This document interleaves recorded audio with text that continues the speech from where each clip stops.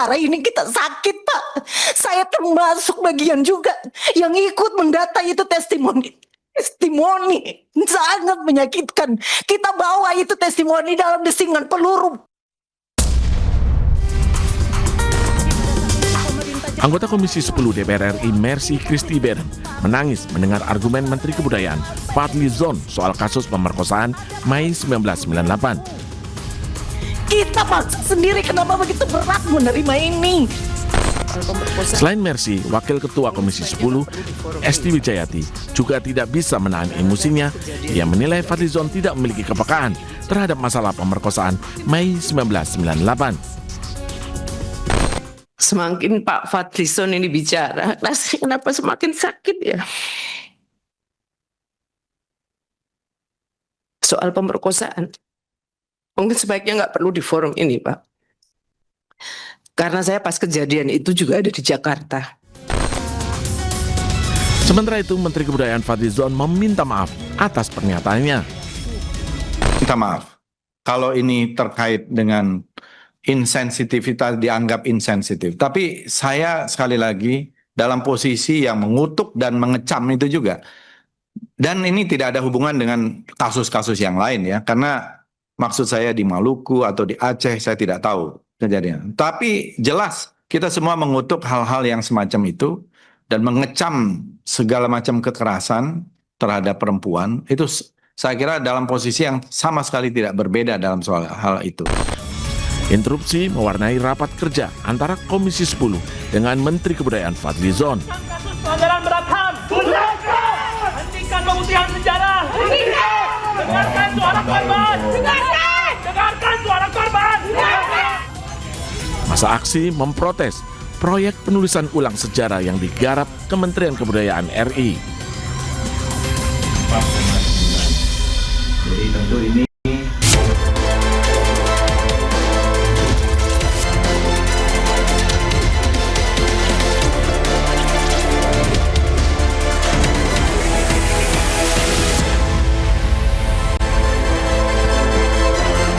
Halo, selamat siang pemirsa. Dalam kunjungan ke Arab Saudi, Presiden Prabowo Subianto bertemu dengan putra mahkota Arab Saudi Pangeran Mohammed bin Salman. Tak hanya itu, Presiden Prabowo juga melakukan ibadah umroh sebelum melanjutkan kunjungan ke negaraannya.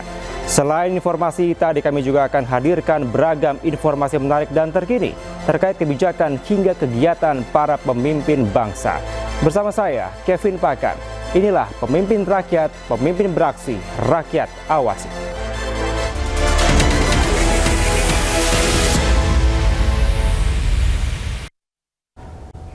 Kita awali informasi pertama, pemirsa. Presiden Prabowo Subianto bertemu dengan putra mahkota sekaligus Perdana Menteri Arab Saudi, Pangeran Mohammed bin Salman bin Abdul Aziz Al Saud di Istana Al Salam, Jeddah, Arab Saudi.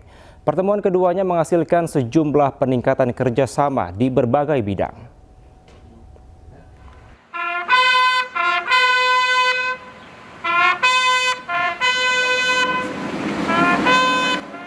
Pasukan berkuda kawal kedatangan Presiden Prabowo di Istana Al Salam, Jeddah, Arab Saudi.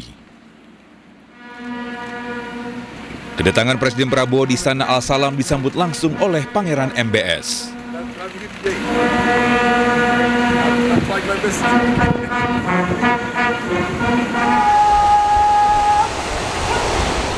Lagu kebangsaan kedua negara berkumandang menyambut kunjungan kenegaraan Presiden Prabowo di Istana Al Salam.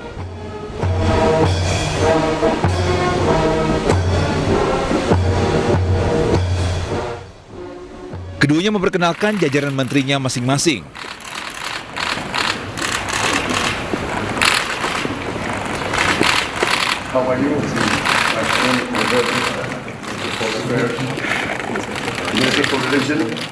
Kabinet Merah Putih yang ikut ke Arab Saudi diantara ada Menteri Luar Negeri Sugiono, Menteri Agama Nazarudin Umar, serta Menteri Investasi dan Hilirisasi Ruslan Ruslani.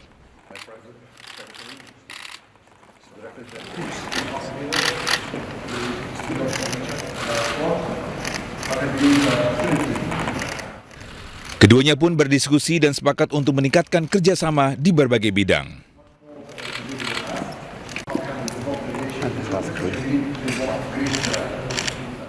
Tidak hanya itu pemirsa, Indonesia dan Arab Saudi juga membentuk Saudi Indonesian Supreme Coordination Council atau Dewan Koordinasi Tertinggi.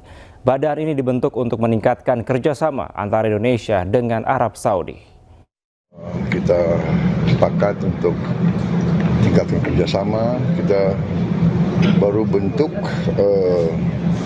Dewan Koordinasi Tertinggi, ya, Supreme Coordination Council antara pihak Saudi dan Indonesia. Kita sepakat tingkatkan semua kerjasama di semua bidang. Jadi saya sangat puas, alhamdulillah produktif. Insya Allah kita akan melihat suatu peningkatan kerjasama antara kita dan Saudi Arabia, dan banyak masalah-masalah geopolitik kita punya persamaan. Selebgram asal Indonesia ditahan oleh otoritas Myanmar sejak Desember 2024. Menurut Kementerian Luar Negeri, AP ditangkap atas tuduhan memasuki Myanmar secara ilegal dan menemui kelompok bersenjata.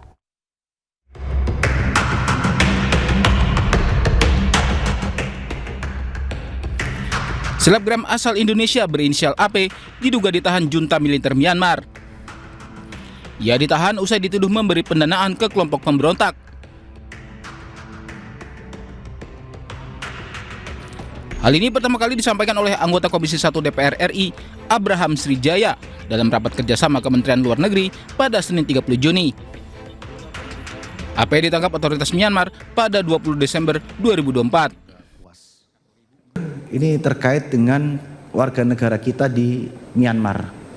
Ada satu warga negara kita di Myanmar yang ditahan oleh pemerintahan Myanmar. Kemarin kami sudah komunikasi dengan Pak Yuda, PWNI. Dia ditahan karena terkait dengan imigrasi.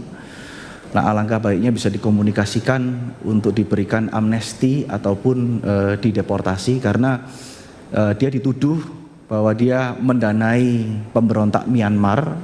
Anak muda, Pak, umurnya seumuran saya 33, masih muda, padahal dia tidak ada niat untuk seperti itu. Dia hanya selebgram, suka bikin konten. Alangkah baiknya bisa diperjuangkan untuk bisa dikembalikan ke Indonesia, Pak Menteri. Sementara itu, menurut Direktur Jenderal Perlindungan WNI Kemenlu, Juda Nugraha, AP divonis 7 tahun penjara.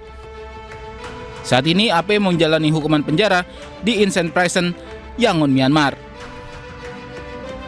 Meski identitasnya belum diungkap secara resmi, namun warganet menyoroti selebgram yang ditahan adalah Arnold Putra. Akun Instagram Arnold dibanjiri pertanyaan dari netizen. Beberapa netizen mempertanyakan kebenaran kabar penahanannya. Kemlu dan KBRI Yangon terus memonitor kondisi AP selama menjalani hukuman penjara. Tim Liputan iNews melaporkan. Buntut dugaan korupsi proyek pembangunan jalan di Sumatera Utara, 3 pejabat Kementerian PU dinonaktifkan. Bahkan salah satunya dihentikan sementara dari ASN.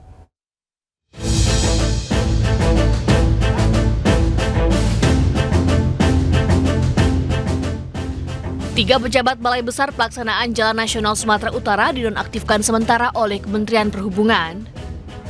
Penonaktifan ketiganya sebagai bentuk evaluasi internal setelah jajarannya tertangkap terima suap dalam operasi tangkap tangan yang dilakukan KPK. Restu Presiden, maka saya akan mengevaluasi itu eselon 1, eselon 2, dan sampai dengan pejabat membuat komitmen. Supaya kejadian seperti ini. Berarti Pak kayak instruksi Presiden itu? Ya tidak hanya berhenti, juga diproses secara hukum kan, nggak mungkin cuma berhenti lah. Berhenti satu hal, tapi proses hukumnya kan masih ada lain. Sementara itu KPK menggeledah rumah Topan Obaja Ginting, Kadis PUPR Sumatera Utara yang menjadi tersangka. Dari rumah tersebut KPK sita uang 2,8 miliar rupiah dan senjata api. 7 jam penggeledahan, penyidik KPK membawa 3 koper, 1 kotak dan 1 tas cincin. Sebelumnya pada 27 Juni 2025, KPK menangkap 6 orang dalam operasi tangkap tangan di Mandailing, Natal, Sumatera Utara. Mereka ditangkap dengan korupsi proyek pembangunan jalan. Salah satunya adalah Topan Ginting yang merupakan Kepala Dinas PUPR Sumatera Utara. Topan Ginting diketahui merupakan anak buah Gubernur Sumatera Utara Bobi Nasution. The Golden Boys Medan alias Topan Ginting baru 4 bulan menjabat sebagai Kadis PUPR Sumut. Ia dilantik pada 24 Februari 2025. Tim Liputan iNews melaporkan.